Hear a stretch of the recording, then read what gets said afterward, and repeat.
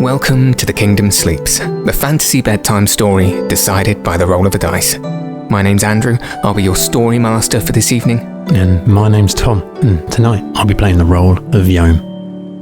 Now, Tom, I've got a question for you as a player today. And I'm vaguely familiar with the answer to it. I just wanted you to say for the listeners at home, what was your first experience playing tabletop role-playing games? The very first time I actually had hands-on time playing Dungeons and Dragons was at in the nicest way, local nerd shop.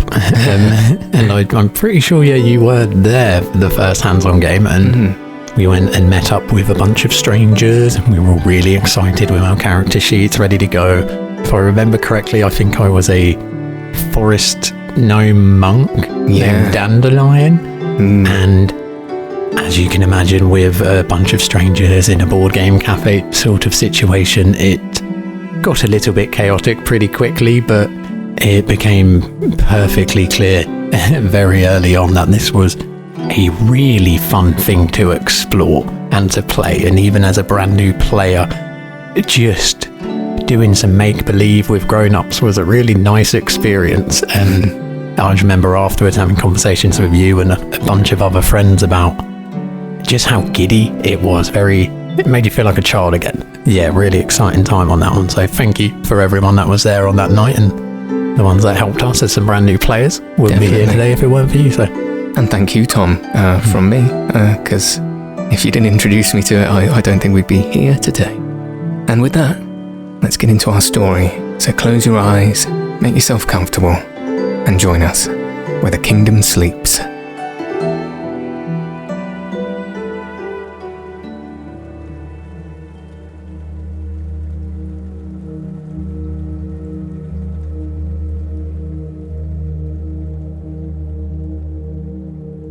Some time has passed since we were last with Yohm,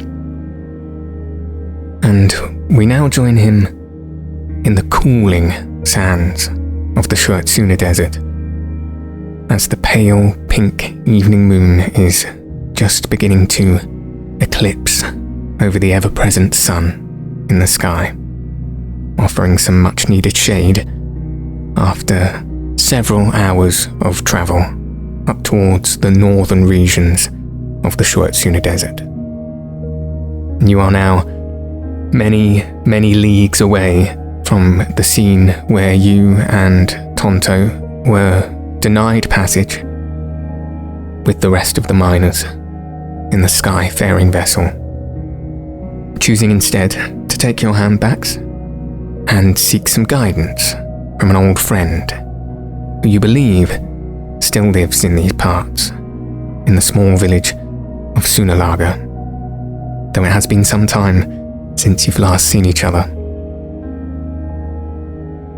And so now, you are just on the outskirts of this small desert oasis village, what looks like 20 or so sand-crafted dwellings with reed-thatched roofs and large palm tree-like plants with trunks that spiral from their roots in the sand and flare at the tops in an almost triangular shape.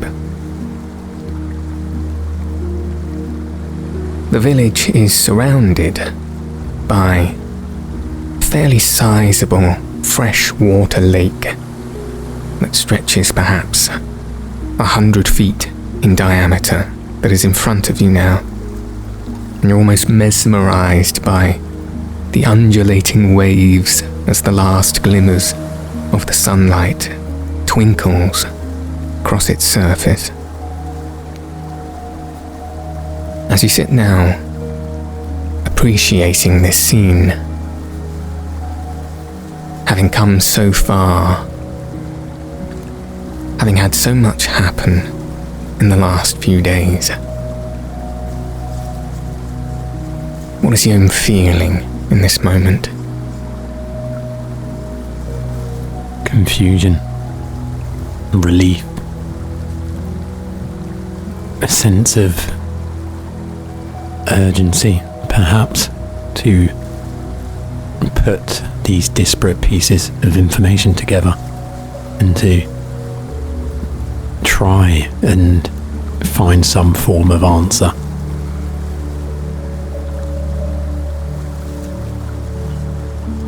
Yeah, there's a lot going on in his head right now, and he's trying to find whatever tenuous links he can for each of these strange situations that have occurred. He's trying to do whatever his mind can allow him to make it sound real and logical. But he's struggling with that a little bit. So I think the thought of, dare I say, small talk is actually seeming quite pleasant to him at the moment. So as Yohm stares out at the village across this mass of water, sort of, as you say, confused and absorbed by these emotions and thoughts, his concentration is almost broken by Tonto on his left, who now stands on the back of his houndback, having previously been sat down, and has a large grin across his face and a glint of excitement in his eyes as he looks out at this scene before you and says, I can see it, Yohm. Look at all the water. Have you ever seen so much in your life? Once or twice, yes. It's something, isn't it? In the middle of all this, to find something so shiny and refreshing. It's almost magical. I can't stop staring at it. It keeps twinkling at me. Yes, the light plays some lovely tricks on your eyes at this time of night. Don't suppose you know what swimming is, do you, Tonto? and you watch him purse his lips and shake his head very shortly. Maybe we can find out later. Something I'm supposed to be pretty good at, but... well, it's been a while. You'll see later. Okay. I'm excited to meet all the people here. Yeah, definitely. Some of them, at least, as we mentioned. I'm hoping Hana's going to be somewhere around. Where is she? I can't say for certain, but she was here last I knew. She was, I think, over there. As Yohm nods into the distance to the collection of huts which he knew the Healers Guild worked out of in the past. But we'll see. If she's not, someone will know. And I don't think she's a pretty big name around these parts by now. Good. Well, where to first? We should probably find a place for these old girls to rest. He gives a nice pat down to the handbags underneath. Oh, they've worked pretty hard, so we'll scooch around here and let them get some food in them. And then see if we can make some friends. That sounds exciting. Thought you might like that. Now just bear in mind again, Tonto, that most people here should be pretty friendly. They were last time I was here, but there's always, you know, that mean man we met a while ago outside the airship. Some of them might be a little bit like him. Okay. Well, I'll stick close to you. Do you think we'll meet some more Mamu here? Maybe. There's a chance of it. He sort of scans the environment around him, seeing if there are any sort of vagrant Mamu floating about. Roll me a perception check, if you would. That's an 11. short scan of your peripherals and in front of you, you can't happen to see any Mamu in the moment, but you are aware that it's not uncommon for villages to allow Mamu to sort of come and go as they please, or even potentially encourage them to be around for any such reason. So you remain hopeful that they probably around some. Yeah, we'll find some, Tonto. Don't worry. I know a lot of folks around these parts. You'll see them. And you remember that little flower I had earlier that your friends are enjoying? Yeah. It's an old tradition. People hang up bunches of those outside their doors or somewhere around their property as almost a welcome sign for your kind. I can't wait to see them. Don't worry, I'm sure some people will be happy to see you too. But enough for now. Let's get these girls rested and stretch out legs. So, immediately in front of you, the village most present to you at the moment, you'll see just a little way off, there is, it's like a large establishment that is made up of 3 cylindrical huts that are almost wedged together in a triangle shape, the roofs of which come to a peak, and you can not only see but smell these plumes of smoke coming from their tips, above which you can see written the words, "The Dancing Water Resting Place." And just behind this establishment, you can quite clearly see some stables and some other hound backs resting beyond. Now, just in front of this establishment, you also notice what looks a bit like an encampment of caravans, perhaps a travelling commune of sorts, until you look a little bit closer and you'll notice the markings of various tradespeople on the canvas of these carriages. And you can see that these are people selling their wares. Now, most of the carriages appear to be closed up, except for one in the centre that still has little swinging lanterns hung to the side, various wares spread out, and a young Fey gentleman stood behind them, standing awkwardly. This is just outside the resting place establishment.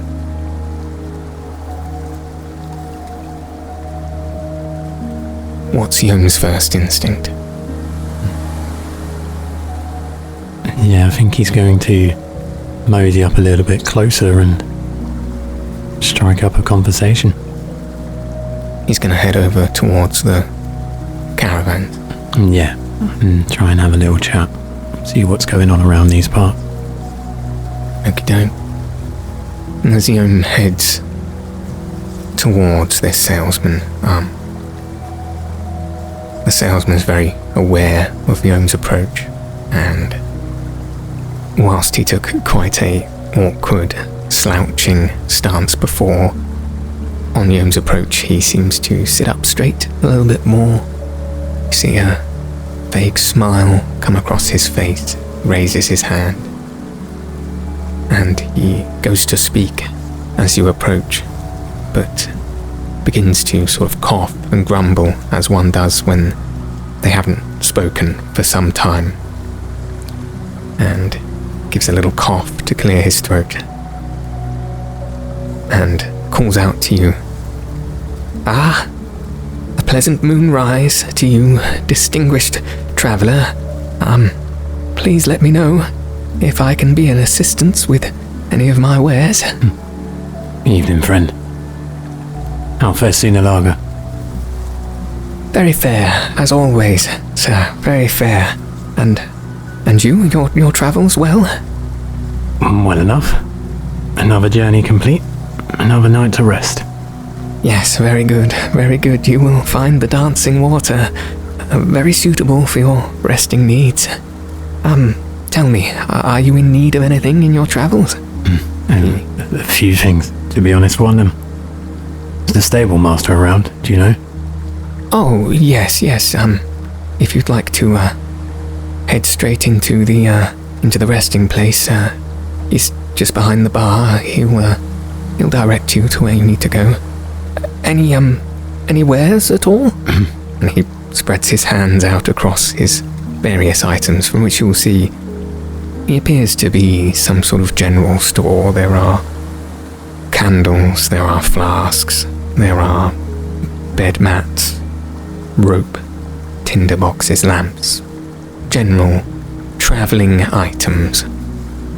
No, actually, yeah, I could probably do with a little bit of a resupply now that you mention it. Here. Fill this up, will you, if you don't mind? And I pass over my trusty, very ratty, old water skin. That's for starters. Certainly, sir, certainly. And he grabs it from you and just heads to the side where you can see he's got this sort of large, metallic, tin-like cylinder with a little valve at the bottom. And he appears to be pouring fairly warm water into your flask. Make sure it goes to the top, yeah? Certainly, sir. Certainly, of course. I don't cheat my customers. Please call me Yohm. Oh, Yohm. Nice to meet you. Thank you. I'm Gonfin. Gonfin. Pleasure, Gonfin. How long have you been tending this stall for? Oh, well, tending this stall, come maybe 8 or 10 seasons now. I've been in Sunalager but a few days. Oh, I see. And Yohm starts picking up and examining a few different things off the table. He's going to start fiddling with the rope and checking its quality, its tension on there. He's going to look at any small bundles of food, parcels or rations that he may have on the table, and just generally have a little rummage through his bag and check of his usual supplies, which needs stocking up once more. He's toying with the idea of replacing some sheets for the tent which he left around, but he's trying to catch a bit of an idea about Gonfin first, whether or not he's worth spending some marks on right now. Sure, roll me an investigation check just to determine his success in that assessment. And that'll be a 15. So after being fairly free with your investigation of Gonfin's wares, as he somewhat anxiously just stands and pleasantly watches you do so, being very vigorous with the rope, you can tell that it's good quality, and you get a similar feel from his bedrolls and his canvases. The ration packs he has put together seem fairly sizable and have some dried meats in there that look of excellent quality. After a general assessment, it seems to you that he takes care in procuring quality items. I'd like to thank you, Gonfin, for, one, not wasting my time, and more importantly, providing a service people actually need out here. Well, thank you, sir. I do try. I can see that. It's appreciated. So, dare I ask how much this is going to run me by? I'd like, I'll say 30-40 foot of this rope, 2 rolls of that canvas, red and yellow if you can manage it, fill up on that water skin, and say 3 days rations. 3 days.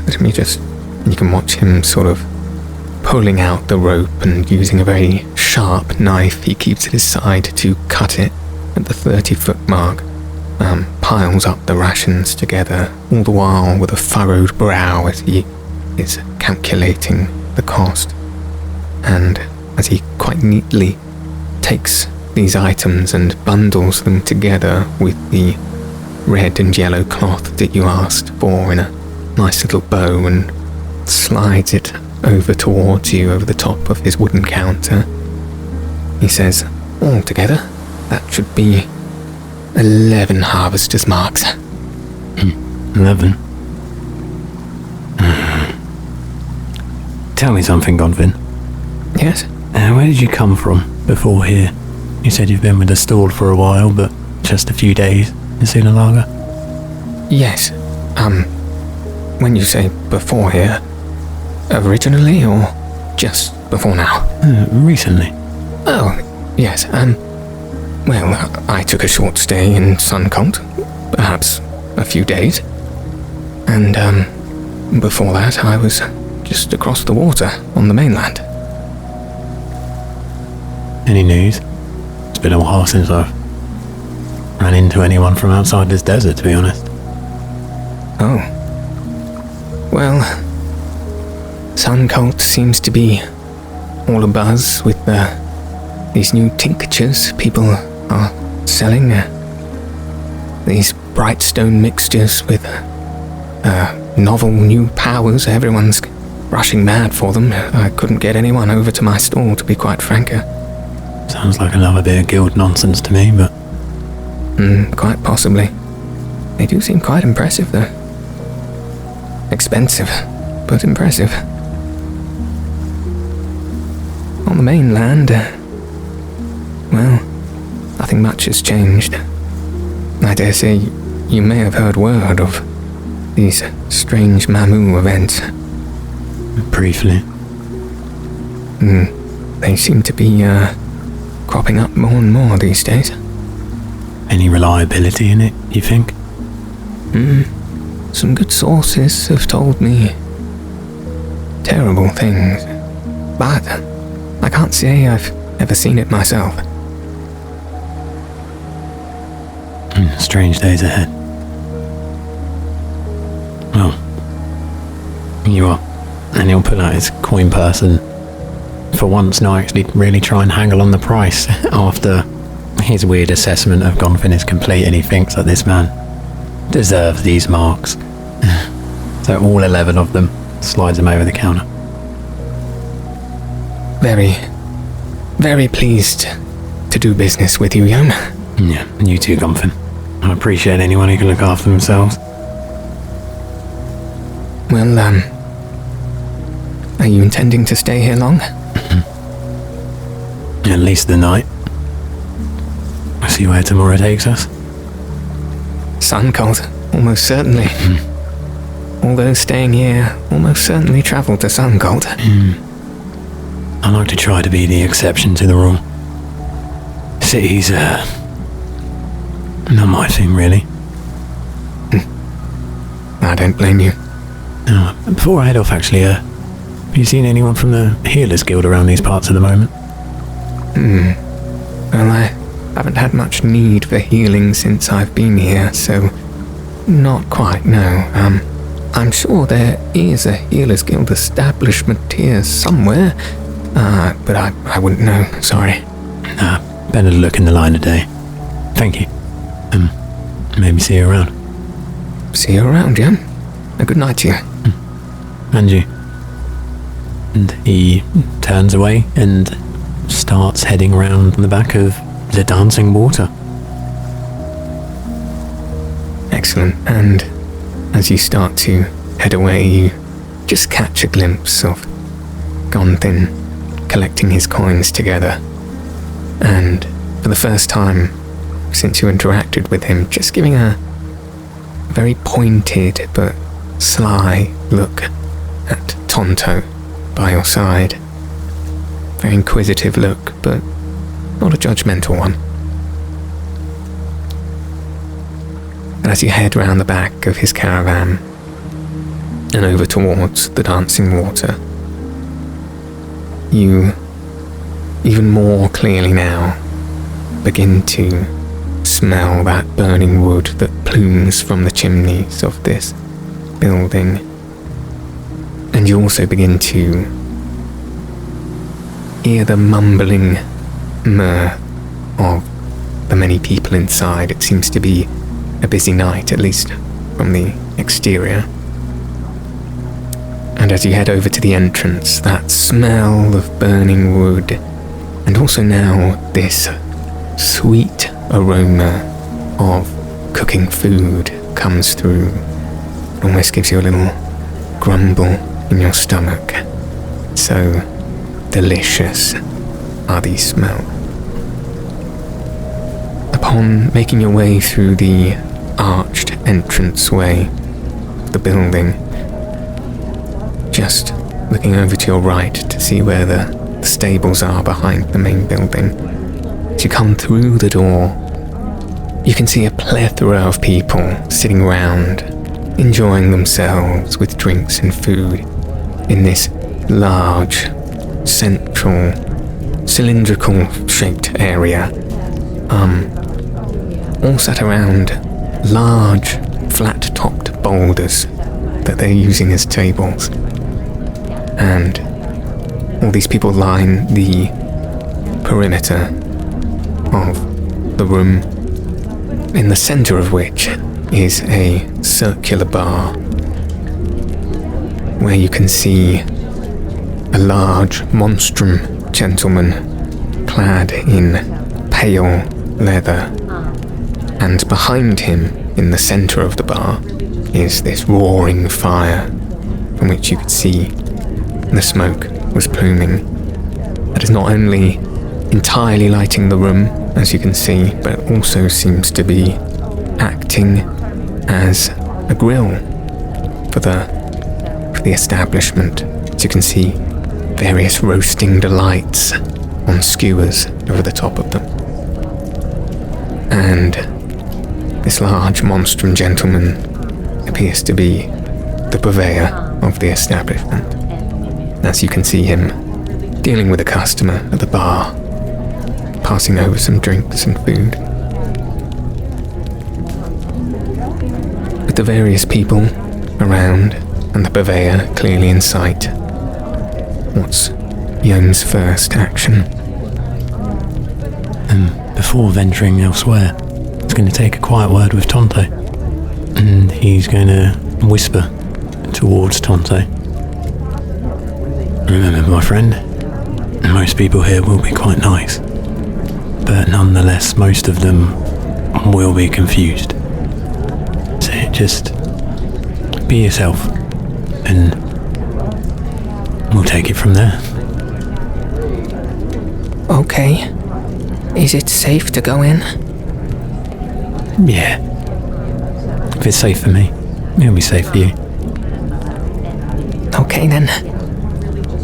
And Tonto gets really close to your leg and just puts a little paw behind the back of your knee as you begin to walk in to the establishment proper. What's your first move now? Get a quick lay of the land inside here. See if there's, it's unlikely, but any faces I recognise, if there's any uniforms or pieces of equipment which I might be trying to avoid slightly. At the same time, habitually sort of lifting up his scarf and donning his hood once more, as he always seems to do in people situations, trying to mask himself a little bit more, and find a little bit of empty space at the same time as doing all these things. Sure. First roll me an investigation to take a lay of the land.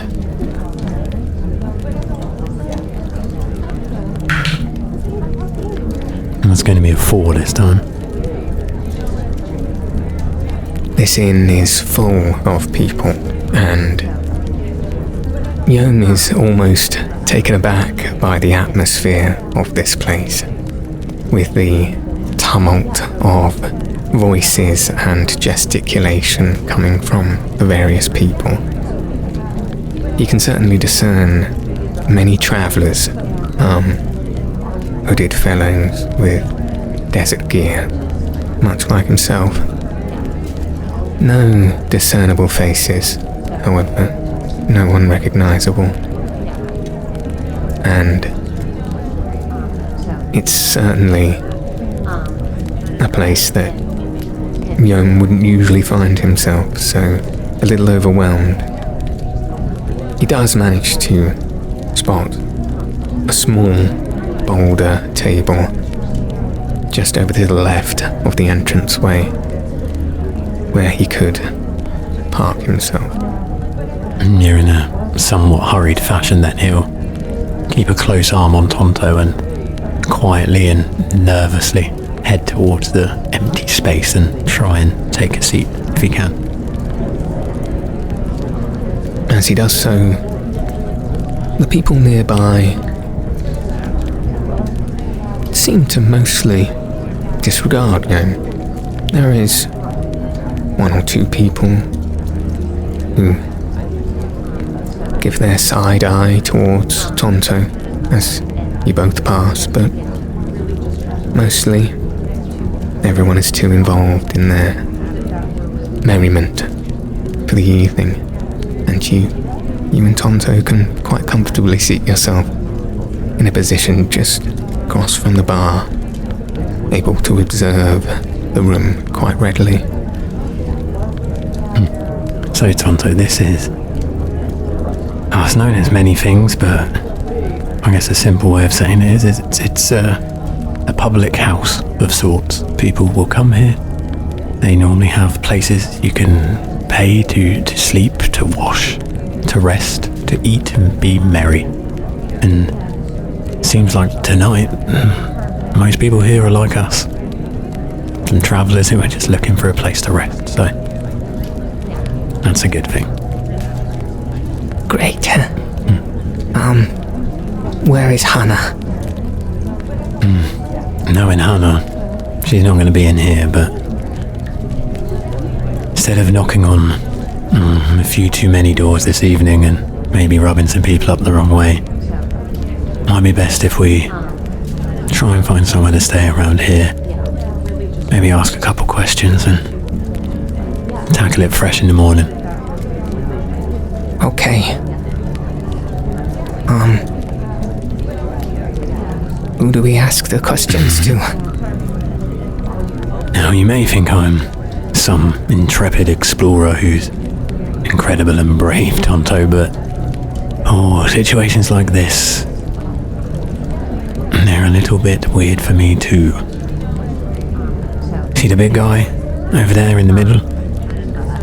Tonto moves his head quickly and sharply over towards the monstrum behind the bar. Oh, yes, I see him. Would you like me to talk to him? And Tonto begins to move towards the bar. No, not quite, Tonto. You're welcome to come with me if you like, but I think that man there, probably known as the boss, or something, is equally simple. He'll know what we want to find out. Okay, then. Could I ask you, Tonto, do you get hungry? That depends. What is hungry? A few hours ago, we stopped, and you saw me drink from my flask, and the houndbacks, they started nibbling on some weeds, didn't they? Yes. See now, people of Sopros, we all need to nibble on something to keep us going. Gives us energy to wake up in the mornings. I think I always have energy. I used to feel the same. Well, I need to talk to the boss over here. And we can ask about getting me some food and getting us some information, I suppose. Sounds like a plan. Now, if I recall, Tonto, I don't believe the other people here will be able to understand you. So... I was really hoping they might. Don't feel bad, I'm here. Aren't I? If you have any questions, if anything comes to mind, just let me know. Okay. Maybe we could try to talk to other people. If you can understand me, maybe other people can. Yeah, maybe. I think we might try that one with a certain different kind of person, though. You know, I mentioned earlier about the people who like to keep those flowers outside their houses. I think one of those would like to talk to you more. Okay, I will wait. But talk to me as much as you like. Oh, I always do. In fact, please do, because I feel like you're one of the few people I can actually have a conversation with. You can't talk to anyone either? Yes and no. I can talk to them, it just never seems to go that well. Don't worry, Yohm. You can do anything. Oh, if only that were the case. Well, alright then. And he ups onto his feet, lets out a gentle groan as he does, begrudging the squeezing and the bustling through people to try and find a space at the bar. So as you make your way up, Tonto, grabbing on to the back of your cloak just as you go to remain as close as possible. You find your way over to the bar, and as you do so, very convenient open space lays before you, where it's not a few moments before the large monstrum gentleman finishes pushing over some drinks to another customer and moves quite sluggishly around towards yourself and bends down just a little bit to be more upon your level before addressing you. Evening, traveller. Yes? Evening to you too. Need yourself a bed, eh? Please. And some food. And some tack for the houndbacks out back. Got some houndbacks, yes. No, 2. Large girls, but well behaved. Be needing the stables, eh? Aye. Well then. You mind the food, eh? And he points behind him at all the various roasting, delicious things. You can spy some sweet root there. You can see some grilled sandworms, all of which look quite delicious. Put together a plate, yes? Yeah, if you'd be so kind. It looks like you've got quite authentic dishes over there. Dare I say I'm surprised. We do our best, eh? It smells just like I remember it. Not been here for a while, yes? Nah. And he just finishes up placing all of the grilled goods and slides it over to yourself. And the stables, eh? And you can see him beckon someone over with his hand. A small monstrum girl who is about half this gentleman's height.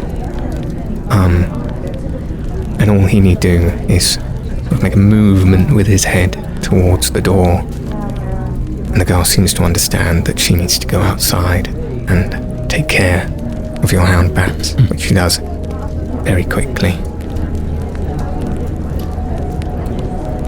Got yourself a tag-along, eh? He says, looking down at your knees towards Tonto.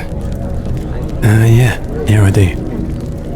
I'll tell you what, these, nothing spots a shift in the weather like one of these, mammy. Quite the traveller, yes? I try to be.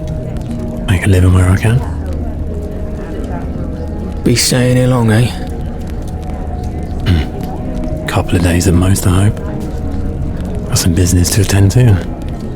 Hopefully some acquaintances to make. And you can see him open up a sort of janky wooden drawer underneath the bar area and pull out a metal key, attached to which is a blue key ring, and he hands it over to you and says, "Room's out back, eh? The blue room, yes." Yeah, makes sense. And how much is that all gonna run me by? Couple of days, you say, yes? Yeah, 2 for now. 20 marks, eh? Alright, you have your deal. And he presents his hand for a bit of payment. Food included, yes. Don't you worry, eh? Right then. The place had changed. We always used to take our marks after we ate. You're right, eh? Place has changed, yes. Long time since you've been here, eh? And he drops his marks into a little leather satchel that he then tucks into the breast of his cloak. Forgive me, friend, if I'm just picking up the wrong thing here, but I'm not that good with people, so I'm just going to ask you, do you have a problem with me in my business? No problem with you. This is how I do business most days, yes? Then forgive me for projecting, and thank you for the room. Quite alright, eh? If you need anything, yes? Let me know, eh? Will do. And your name, sir? Clausen. Name? Yohm. Pleasure, Yohm, yes? He puts his hand out to shake yours. There's a very clear discomfort on Yohm's face as he lifts his arm up in return to shake it back. And you can feel the sincerity of the shake from Clausen, and also this almost restraint as he is aware of his huge strength and tries not to crush your hand in shaking it. Thank you. Oh, have a good evening. Alright. He goes back to tending to things at the bar. I'll take Tonto and slide back over to the boulder we were sat at a moment ago and just await some food for now. And as you head back over to the table you were sat at before, Tonto looks up at you and says, "I think you did a really good job, Yohm." Better than expected, actually. I'm sorry, I don't know why it's so weird for me. I think that man was actually being quite nice. He seemed really nice to me. He gave you food and a place to stay. We traded for that, but nonetheless, you are right. He didn't spit or swear at us, so... What is swearing? So you know how your name is Tonto and my name is Yohm? Yes. And yeah. Sometimes people would refer to us as other things that are a little less kind. Oh. Like they would say we are bad. Even when we are good. Something like that, yeah. I do not think that is very nice. Not everyone's very nice, Tonto, but They don't really have to be. And you can see Tonto very sincerely pondering this. As you take some quiet moments, sat at the table, taking in the atmosphere of the inn.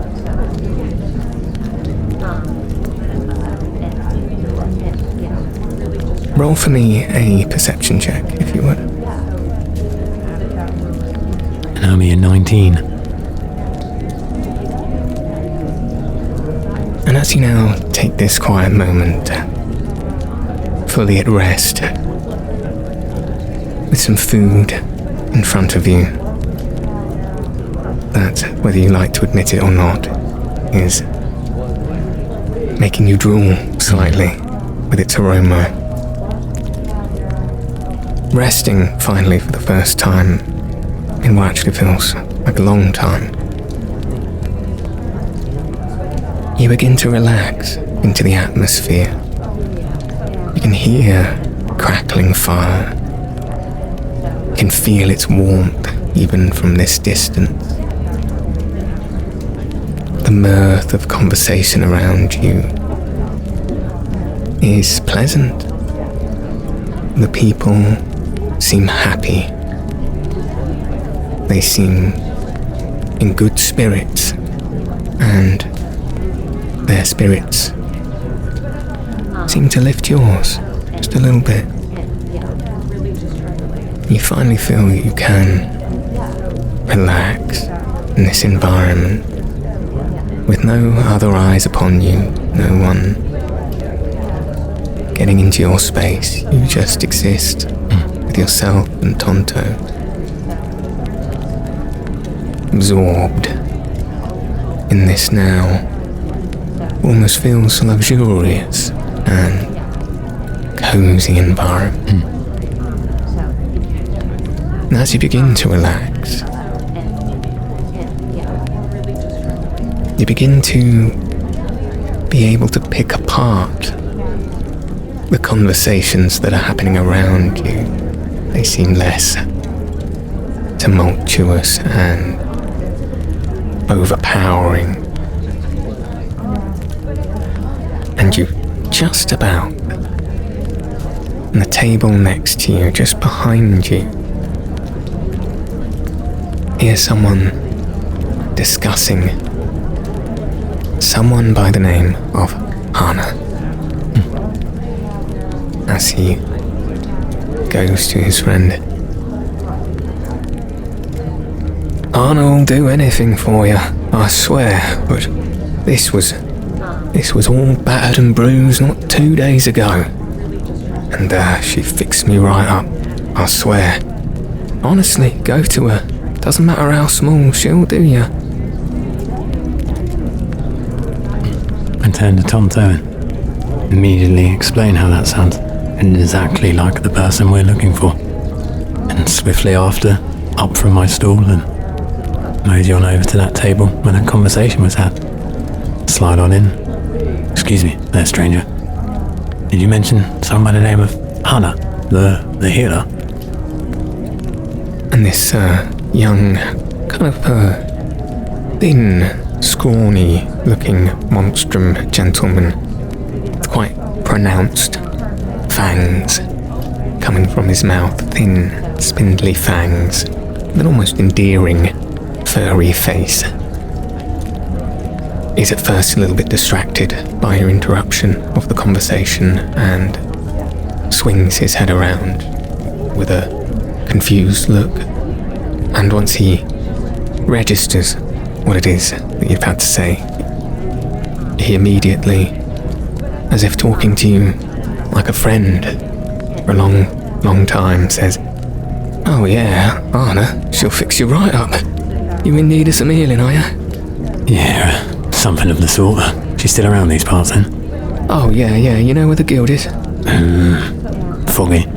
"Swift as a sand, mate. Just head through that door in the back, behind the bar. Couple of paces past the first building on your left and, you'll see it. No problem." That's mighty kind of you. What was your name there, friend? Oh, Dobrik. I ain't seen your face around here very much. You new? New and old. What's your name? Yohm. It's been knocking on 10 seasons since I've been down here, though. Oh, right. Not from the guild, are you? No, not me. Right, you make sure you make that clear to a lot of people around here.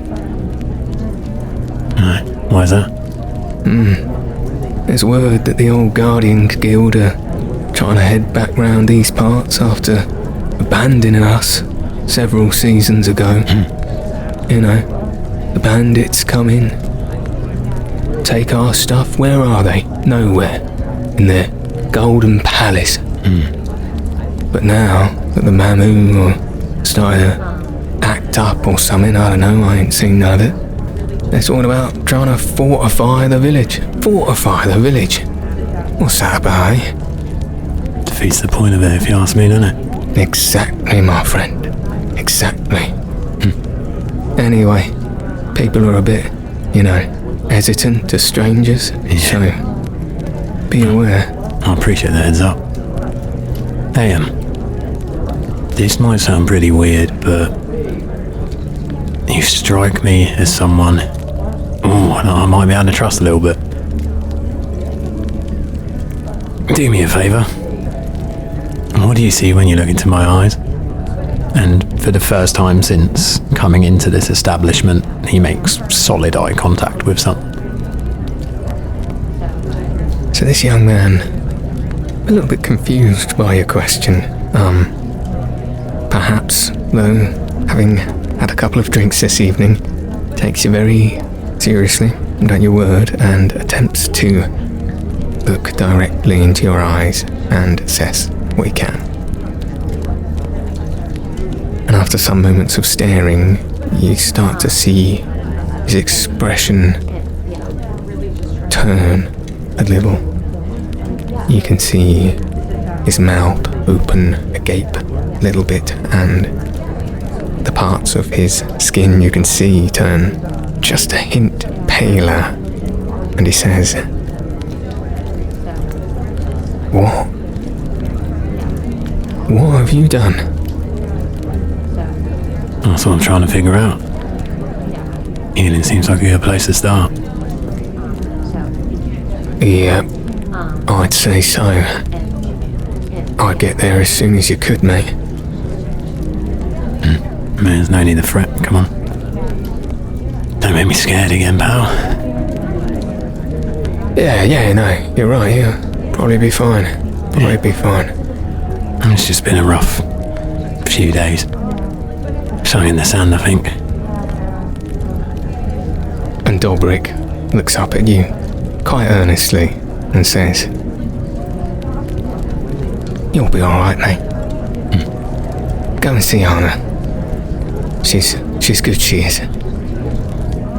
Yeah, I've heard. Thank you.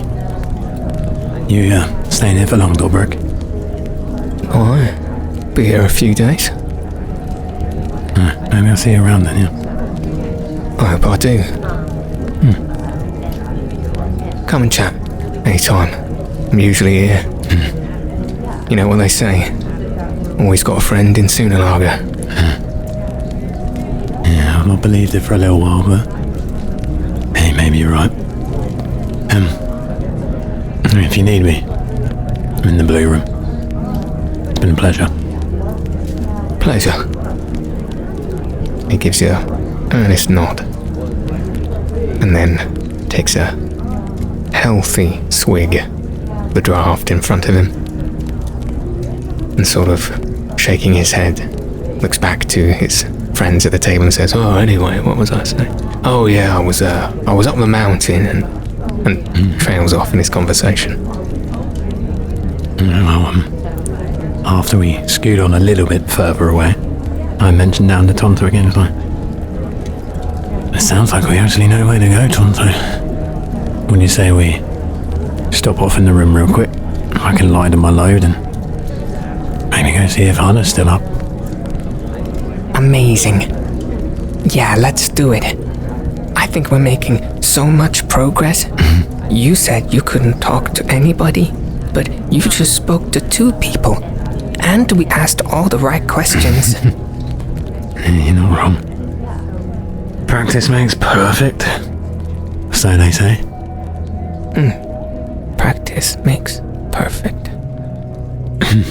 And you can once again see Tonto very earnestly thinking about that phrase as you make your way through the inn, out the back door, to where Clausen hinted to you that the overnight rooms were. As I'm on my way through to the room, just catching an eye, did the houndbacks seem to be settling in okay? As you glance an eye over towards the stables, which just sit opposite the overnight rooms, you can see that young monstrum girl in the stable with your 2 houndbacks. And one of them is already laying on the ground, asleep. The other is being stroked very lovingly by this young girl and fed a healthy amount of hay. Seems to be enjoying it a lot. Hey, Tender Tusk. Think she likes you? And you can see the houndback turn its head towards you and blow out a gruff bit of air towards you, almost as if to say, all right. Thank you for looking after them. And the young girl looks up at you quite timidly, almost as if you didn't expect that you would say a word to her, and quite quietly says, "You're welcome." You see that yellow pouch on the back of her leg there? She looks over, nods her head. You can find a spare mark in there. It's yours if you want it. You almost see this young girl's face go a little red at these words, and she looks down at the ground. Once again, very timidly says, "Thank you, sir." Don't thank me. Thank the hound. It's her mark. She's paying you. And then I just turn around and head into the room. And you just hear another from the houndback as you turn away. And what you think is just the sound, a little twinkling mark as the coin comes from the pocket, though as you're walking away you don't quite see it. Yohm trusts animals way more than people, so if the houndback's like that girl, he's got nothing to worry about. And as Yohm very confidently heads over towards the overnight rooms, you can see it's a long, short building with many doors in the front of its face. Above each of the doors, you can see quite clearly marked just a circular panel with a colour atop it. The first being red, the first being green, the third being blue. You can quite easily discern where it is you need to go. I slide on over, set the key to the door, open it up and do one last little check around just to see if anyone's keeping an eye on his movements, and heads on into the room.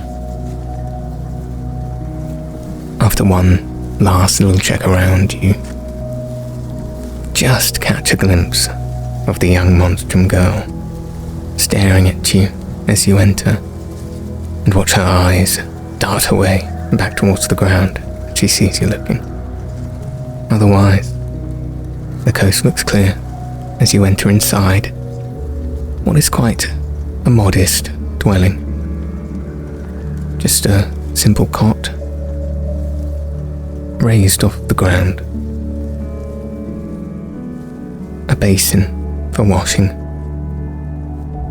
and a small window out through which you can see the desert plains over towards the horizon. And as you look out it, you can just now notice that the moon has fully risen and the night has fallen.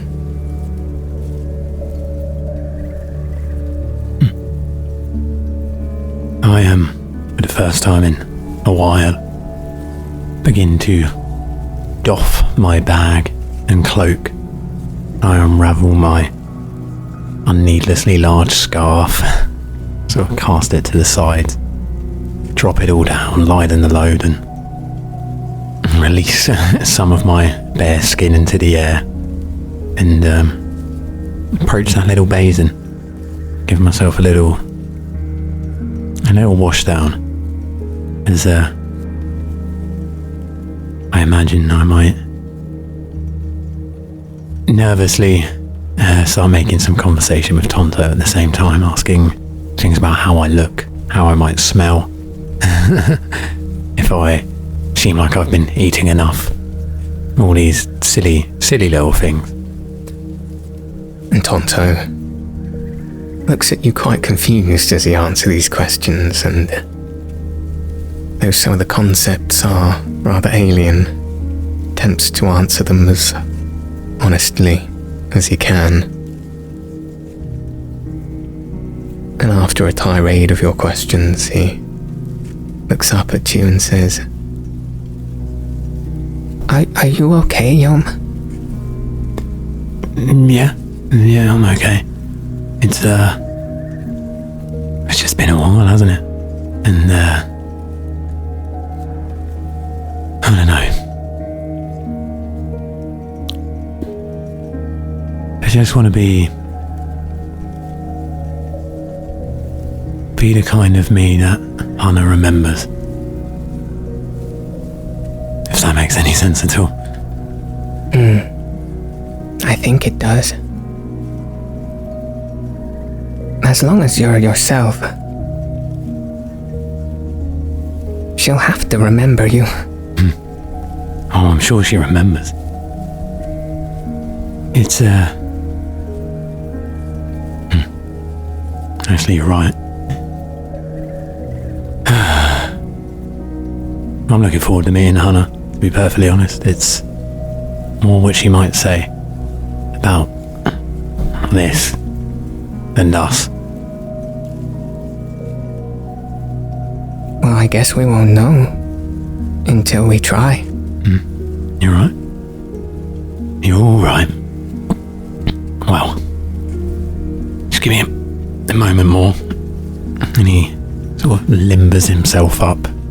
Does a few minutes worth of sort of stretching out his back and touching his toes, making sure everything's all good, and sort of patting down his pockets and his coin purses 10 times over before getting ready to leave the room again, just exhibiting all the signs of a nervous kid before finally sort of dusting them off once more at the door, slightly renewed, a little bit more like the Yohm you see sliding across the desert sands. Takes a deep breath and, alright, let's go make some more friends. The whole while, Tonto has been sat on the floor, just cross-legged, playing around with the mark that he keeps stored in his chest. And at your words, suddenly startled, sort of fumbles the mark a little bit and quickly grabs it, pops it back into his chest, springs to his feet, and says, "Okay, let's go." Let's do it. And now I get the feeling you're going to be able to talk to someone. Hopefully. So as you leave the room, make your way round the building. towards the direction that Dobrik had let you know earlier. It's only a short walk before into view comes this short, round building,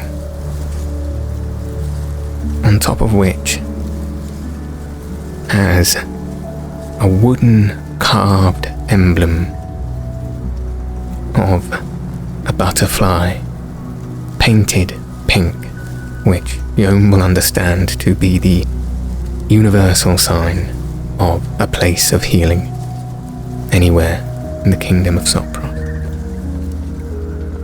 And at the circular arched doorway, you see these wreaths of flowers attached to the door. And as you just get a little bit closer, you suddenly catch a glimpse of a flock of 3 winged pink mamu that shoot out of the chimney, round the building and back in through the window at the side. At which Tonto beams with excitement and says, "Yohm, Mamu!" Mm-hmm. Your friends and mine.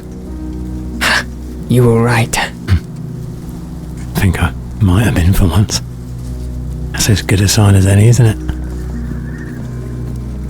And Tonto is too excited to listen to your words as he moves his small legs as quickly as he can, bounding across the floor in that almost gravityless way that you've seen him do before, towards the entrance of the building. And he rushes in ahead of you, or you get a chance to get into the building. But as you approach the doorway, you look inside.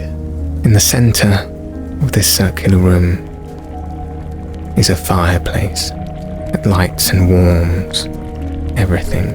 Around the circumference are several cots against the floor. In each of them seem to be young children lying down, and nestled amongst the children are these pink mamu creatures, some of the winged ones you saw as you entered. Some appear more lizard-like, some appear like ephemeral blobs that just linger. And these children don't seem to mind that they're there. They almost cuddle up next to them, and you can see these mamu squeezing into the spots next to them against the wall to almost hug them in tight. And there is one lady in the room who, at the moment you approach the door, has her back turned to you, and she has a bowl of what looks like steaming liquid that she's very gently, very tenderly trying to encourage one of the young children to drink, as tiny little pink mamu circle around her legs and ankle.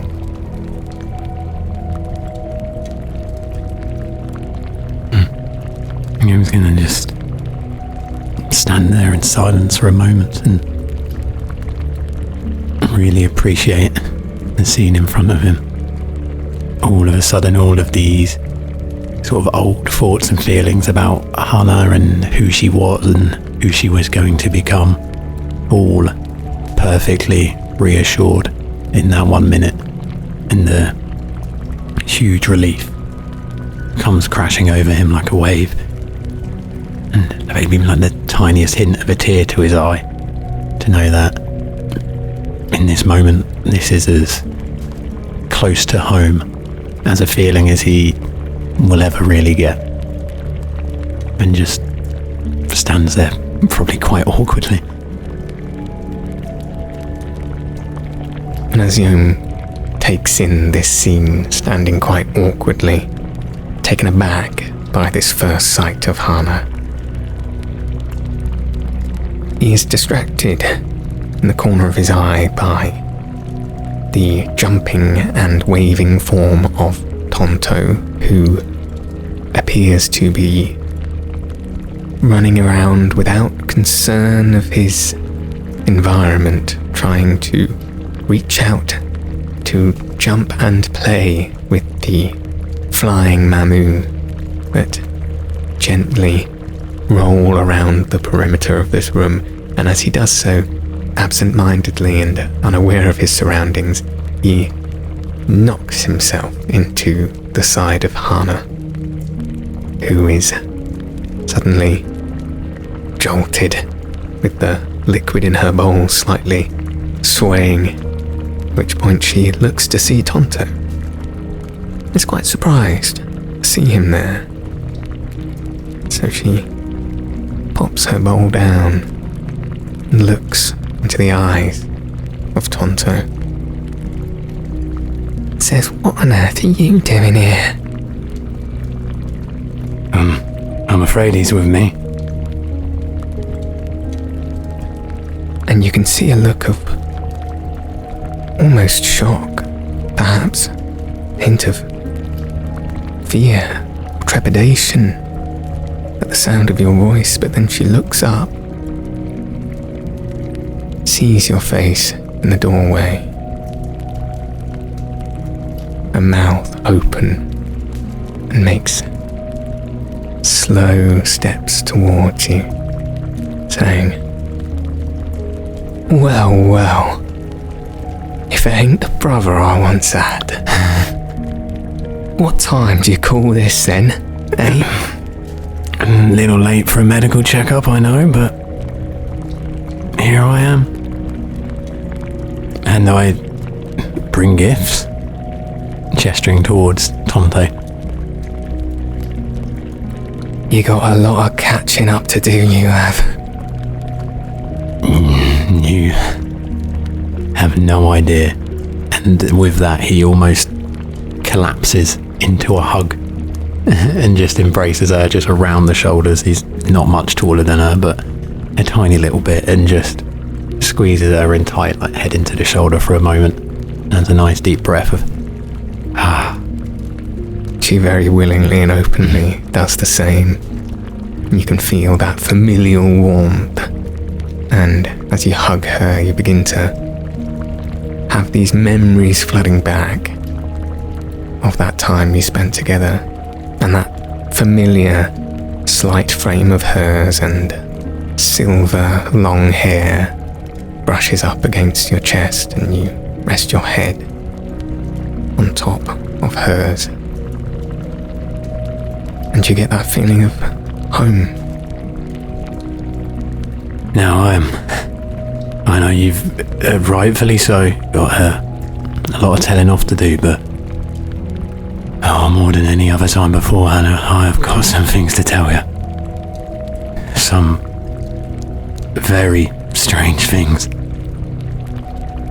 You look different. I think I feel it too. It's... there's so much. Let me sit down. Yeah. Come sit down by the fire. Tell me all about it.